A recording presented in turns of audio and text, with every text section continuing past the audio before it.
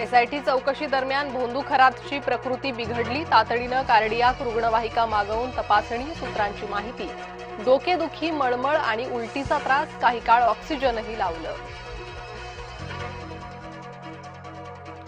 कल्पना खरातच्या अटकपूर्व जामीन अर्जावर आज सुनावणीची शक्यता, शिर्डी कोर्टात सुनावणीची शक्यता. टीसीएस मधील धर्मांतर आणि लैंगिक छळ प्रकरण, 6 संशयित आरोपींचा अटकपूर्व जामिनासाठी अर्ज.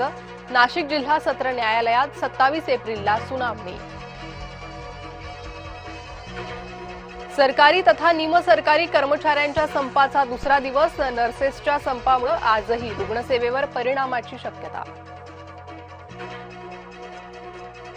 मी सर्वस्व गमावलंय, मात्र बारामतीकरांसाठी झटणार, बारामतीकरांनी साथ द्यावी, सुनेत्रा पवारांचं आवाहन.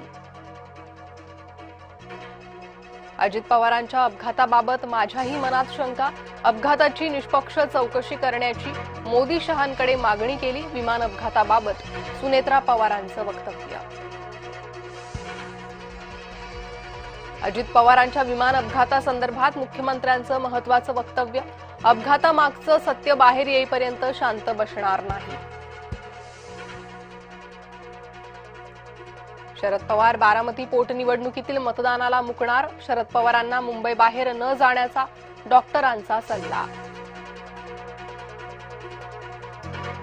ममता बॅनर्जींच्या हातातून पश्चिम बंगाल घेण्यासाठी शहांची रणनीती, अमित शहांची रात्री कोलकात्यात 4 तास बैठक, 27 एप्रिलपर्यंत कोलकात्यात राहणार मुक्कामी. पहलगामच्या भ्याड हल्ल्याला 1 वर्ष पूर्ण, पहलगाममध्ये पर्यटकांच्या स्मरणार्थ स्मारक, दहशतवादी हल्ल्याच्या वर्षपूर्तीनिमित्त सर्वत्र चोख सुरक्षा. नेरूळच्या सेक्टर 16A मधील इमारतीचा स्लॅब कोसळला, वुडलँड इमारतीच्या 5व्या मजल्यावरील घटना, नवी मुंबईतील जीर्ण इमारतींचा मुद्दा पुन्हा ऐरणीवर. मुंबईत आज पाणीपुरवठा खंडित, काही भागात कमी दाबाने पाणी, 18 तास पाणीपुरवठ्यावर परिणाम होणार. मुंबई पुणे एक्सप्रेसवे 23 आणि 24 एप्रिलला 6 तास असणार बंद, डोंगरगाव कुसगाव पुलाच्या कामासाठी निर्णय, वाहन चालकांना पर्यायी मार्ग वापरण्याचं आवाहन. चांदवडच्या इंद्रायणी किल्ल्याला अज्ञातानं लावली आग, आगीत वन विभागाचं मोठं नुकसान. शस्त्रसंधीवर सावट, मुदतवाढीस ट्रम्प यांचा नकार, इराणकडून चर्चेबाबत निर्णय नाही. धमक्यांच्या छायेत चर्चा नाही, इराणचा आक्रमक पवित्रा, तर डोनाल्ड ट्रम्प यांच्याकडून शेवटचा इशारा. अमेरिका इराण युद्धविराम वाढला, इराणला प्रस्ताव देण्याची पुन्हा संधी, पाकिस्तानच्या विनंतीनुसार युद्धविराम वाढवला, ट्रम्प यांचा दुजोरा.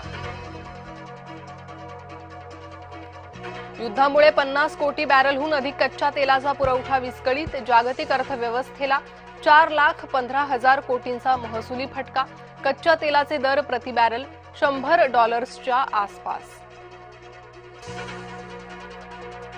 इस्रायलच्या ऑपरेशन रोअरिंग लायनमध्ये महत्वाची भूमिका बजावणारा एजंट एम ठार, मोसादनं पहिल्यांदाच दिली कबुली. कुक यांच्या जागी जॉन टर्नस यांची नेमणूक, टर्नस 1 सप्टेंबरपासून ॲपलची धुरा सांभाळणार. हैदराबादचा दिल्लीवर 47 धावांनी विजय, युवा अभिषेक शर्माचं तुफानी शतक. आज पंत समोर रियानच्या सेनेचं आव्हान, लखनौत युवा वैभव सूर्यवंशीच्या खेळाकडे असणार नजरा.